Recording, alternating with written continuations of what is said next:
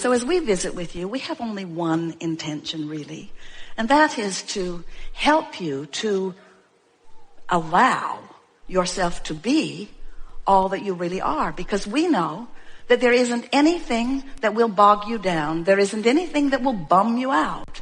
There isn't anything that will break your heart. There isn't anything that will disappoint you. There isn't anything that will hurt you in any other way. There is nothing. There is no assertion of anything unwanted. The only thing that ever could cause pain to you is you not allowing you to be you. That's all. That's all it is. So when you get that and you recognize that moment by moment you're having emotional guidance that lets you know, hey, I'm me. You know how I know I'm me? I'm frisky.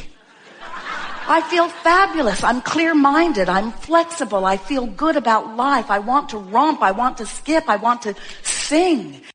And so everything that we talk about is about you being consciously aware of this possible gap and then deliberately doing something about closing it by reaching for the thoughts that feel better, by reaching for the thoughts that allow you to be all that life has caused you to become. So you're focused upon something just because you want to feel good, and you're in the vortex. But when you're in the vortex, because you remember not being in there, you sure like it when others are in there because you want them to feel good like you've discovered. And then you notice someone not in. But because they're not in, they can't hear you. And when you talk vortexy, they think you're nuts. And when you talk optimistically, when they stand in the face of what they're facing, and even when they're looking at manifestations that they don't quite see for you, then they call you delusional. So then, because your desire to help them is so strong, you exit the vortex to help them. And now you got nothing to give them. Well, you see, we're asking something pretty significant of all of you.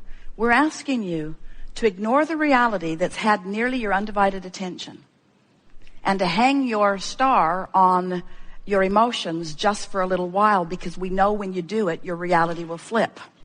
That's what faith is. Faith is finding the vibration without the evidence that backs it up. And most people are looking for the evidence out here in reality. We say we love working with terminally ill people because they finally are the only ones that will do the real work. Because as long as there's one more thing you can do, one more thing you can wrestle to the ground, most of you will do it. It isn't until something gets your attention and you accept that it's the vortex work, it's the alignment with who you are, that you begin to feel your full power, you see. So what happens as you're interacting with other people, it's very common that your desires are similar. In fact, you co-create with your mate. You've co-created such magnificent things in your vortex. You're tied together in a very, very powerful way.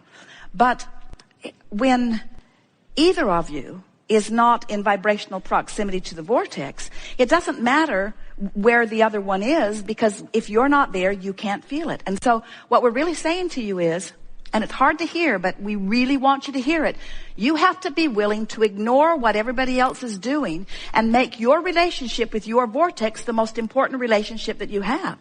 Here's what we would do if we were standing in your physical shoes. We would end every day by putting ourselves in bed, say goodnight to everyone with the idea that you're not going to talk any further. And as you're drifting off to sleep, we would go as general as we can into a place of appreciation. Appreciate your pillow. Appreciate the air conditioning in the house. Appreciate the roof over your head. Appreciate just the simplest things that don't challenge you in any way. Just appreciate. And if you can drift off to sleep in appreciation, if you go to sleep in the vortex, you'll wake up in the vortex. It's just the way that it is, because your vibration is where you last left it. So when you waken in the morning, let your first thoughts be, oh, I like that feeling of appreciation. And then if you can do a little bit of basking just to keep it going. In other words, it's so much easier to start with the vortex and let the vortex affect reality than it is to face reality and then try to drag reality into the vortex. Because law of attraction is amplifying wherever you're at. So if you have a relationship with someone who's really verbal, and so are you, and the conversation's going on around you a lot about what is, you make it hard for you to catch a moment where the vortex can take you in. Now, feel this picture. So you've put all of this into your vortex, and this larger part of you stands as the summoner of you. You're being called home to the fullness of who you are constantly.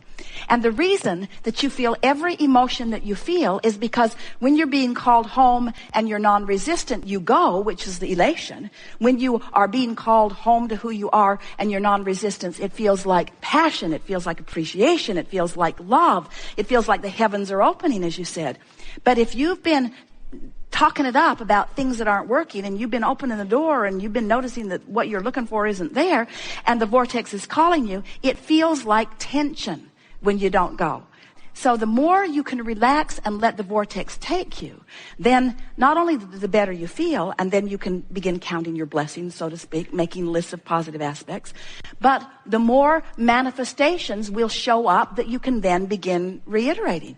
It would sound crazy to a normal person to hear Esther crowing about being called with no shoes to the gravel so that she could walk into the closet with no shoes on so that she could discover a problem that she didn't know she had. But to Esther, that was manifestation that indicates that the universe is looking out for me and that I'm in the vicinity, that I'm being called and letting it happen through the path of least resistance. That's what that feeling of worthiness is. The feeling of worthiness is the knowledge that you're good and Source knows it, and you just get this wonderful exposure to life that is building your vortex bigger and better and bigger and better and bigger and better, bigger and better and bigger and better. Jerry and Esther are having such an interesting experience.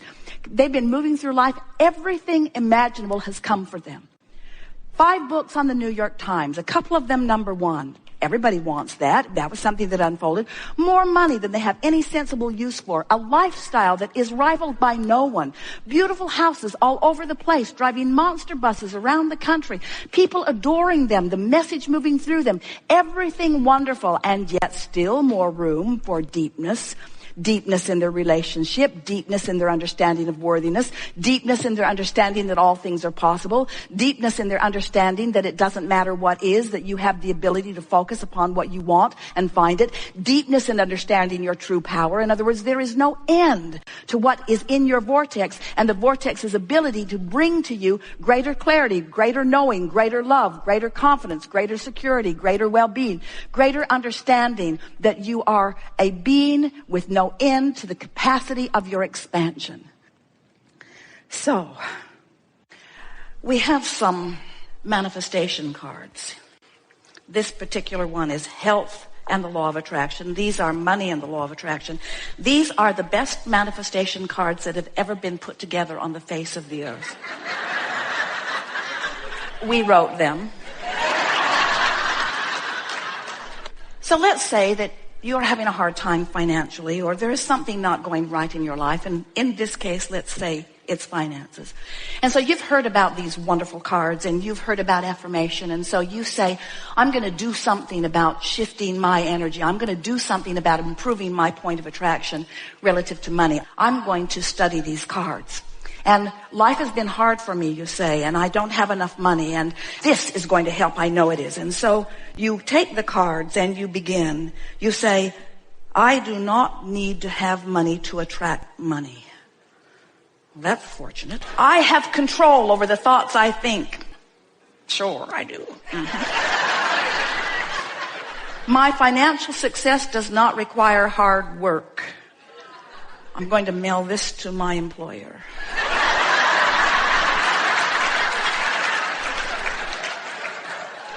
There is no shortage of money or time. Who writes this stuff? The law of attraction adds power to both problems and solutions. That sucks. So the point that we're making is that when you are outside the vortex, when you're outside what you want, when you're not feeling good, when you're not tuned in, tapped in, turned on, when you are focused upon something that is going wrong and you decide, I will affirm, I will speak the positive words, we want you to understand that what you really do is you just dig in your heels and amplify the energy right where you are. It's sort of, have you ever had an argument with someone or a disagreement where you're sure that they're wrong and they're sure that you're wrong, and you're just sort of nose to nose, both speaking what you know is the right thing and neither one hearing the other one at all, and both of you digging in deeper and being sure about the rightness of your position? Well, you do that with yourself when you try too hard, when you effort, when you try to motivate yourself from outside the vortex. So what we're saying to you is, this business of creating, it's not about action, it's not about words, it's about vibrational alignment. It's about allowing yourself to become a vibrational match to who you really are. When you affirm from outside the vortex, when you effort, when you struggle, when you try, all that happens is you amplify the vibration of resistance that you've already got going on. And you make yourself unavailable to the vortex that really wants you, the vortex who is calling you. Sometimes as we visit with our physical friends, and you are a group who could very well be completely accepted from this because you seem to know who you are. But often our physical friends are so focused upon the manifestation of what is, that they let all of their emotional response be to what is manifested. And we want to constantly remind them that what's manifested is old news. That where it's really at is in this vortex. Where it's really at is it's in this energy that's moved forward. Where it's really at and where your joy really is in the getting up to speed with all that you have become. Now, we don't want to give you any misunderstanding. You can never really get completely up to speed with everything that you are because you're continually expanding. The contrast that you're living is causing you to continue to ask, and because you continue to ask, the larger part of you continues to become, and that larger part of you continues to call you home to who you are. And you can tell by the way you feel whether you're going or not. Now, we want to say to you, you're going. You're going. The question is, are you going willingly? Because when you have your death experience, you will go. In other words, this vortex will have its way with you. You will become the whole of all that you are. We just don't think you should have to croak to come into alignment with who you are. We think that you have the ability to feel your way there. We think you can love your way into alignment. We think you can praise your way into alignment. We think you can compliment your way into alignment. We think you can dance your way into alignment.